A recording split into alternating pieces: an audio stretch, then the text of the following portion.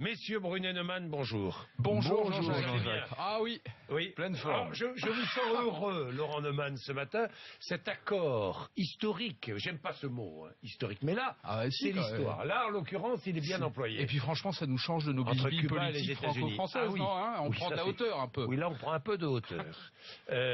Alors, dites-nous votre joie. Mais oui, il y a quelques semaines, Barack Obama perd la majorité au Congrès. Et tout à coup, il se dit, il reste un an pour rentrer dans les livres d'histoire. Je vais quand même pas rentrer dans les livres d'histoire simplement pour être le premier président noir à rentrer à la Maison-Blanche. Moi, les négociations ont commencé il y a un peu plus d'un an. Et ça fait 18 mois qu'il y travaille, avec l'aide du pape, avec l'aide des Canadiens, en secret, sans les médias, sans personne. Et il est en train de traiter un certain nombre de sujets.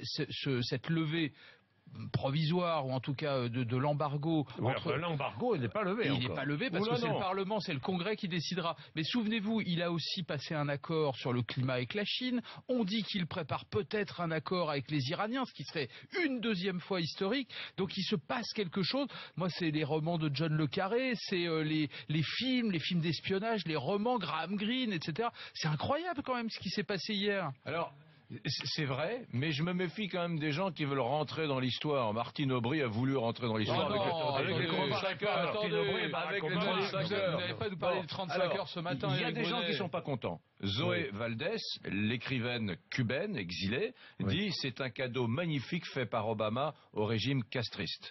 Il y a également attendez, laissez-moi terminer. Il y a les Américains d'origine cubaine.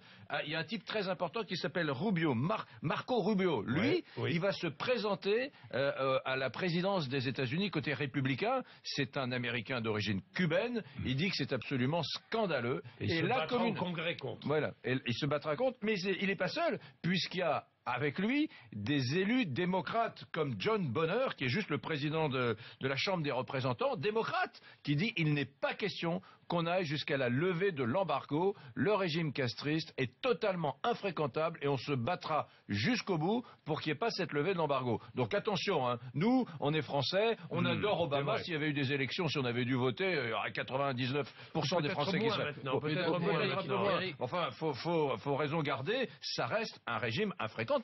Avec des centaines de prisonniers politiques avec lesquels Monsieur Castro n'est pas très sympathique. Donc mais ne nous enflammons pas. Le but du jeu, d'abord, on ne fait jamais la paix avec les gens qu'on aime. On fait la paix avec les gens qu'on a combattus. Je vais la noter celle-là. Eh oui, mais c'est comme ça. Et avant de s'aimer, il faut d'abord faire la paix. On s'aimera après. C'est ce que disent tous ceux qui travaillent sur le plan de paix au Proche-Orient. On ne peut pas attendre de s'aimer pour faire la paix. Les Cubains et les Américains, ils vont apprendre à s'aimer, à travailler ensemble. Mais c'est quand même une formidable nouvelle. Et puis sur le plan politique intérieur, ce que vient de dire Eric est très juste, mais on peut aussi le voir exactement à l'envers. Peut-être que cette décision d'Obama, elle rend un sacré service aux candidats démocrates qui vont se présenter pour lui succéder, parce que ça n'arrange pas Jeb Bush, ça n'arrange pas du tout Jeb Bush, ça fait exploser la communauté cubaine. Les exilés cubains, ils sont partagés.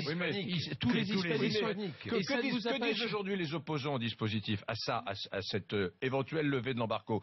Ils disent attention, on est en train d'envoyer un signal très fort aux pays terroristes. Si on commence à admettre, à faire rentrer dans le giron de la respectabilité des régimes qui ne sont pas respectables, il y a des États terroristes qui se frottent peut-être les mains et qui se disent on fout bien quelques bombes de temps en temps, mais on pourrait renouer nos relations diplomatiques avec les USA. Éric Brunet, au nom de la morale, vous avez le droit de dire ça. Les républicains américains n'ont pas le droit. Je vous rappelle quand même que ça fait des années, 30 ans au moins, que les républicains discutent avec des pays infréquentables, les pays du Golfe, les monarchies, etc. C'est pas mieux que Cuba, pardonnez-moi. Très bien. Non mais c'est pas mieux, c'est pas mieux. Finance le terrorisme.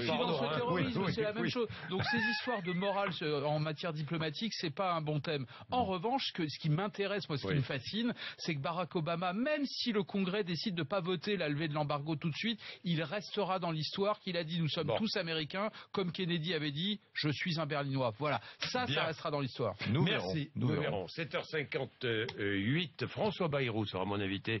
8h35, 9h. Je lui parlerai de ce sujet et d'autres. Faut-il maintenant se rapprocher de Poutine? Est-ce le moment ou pas? 7h58.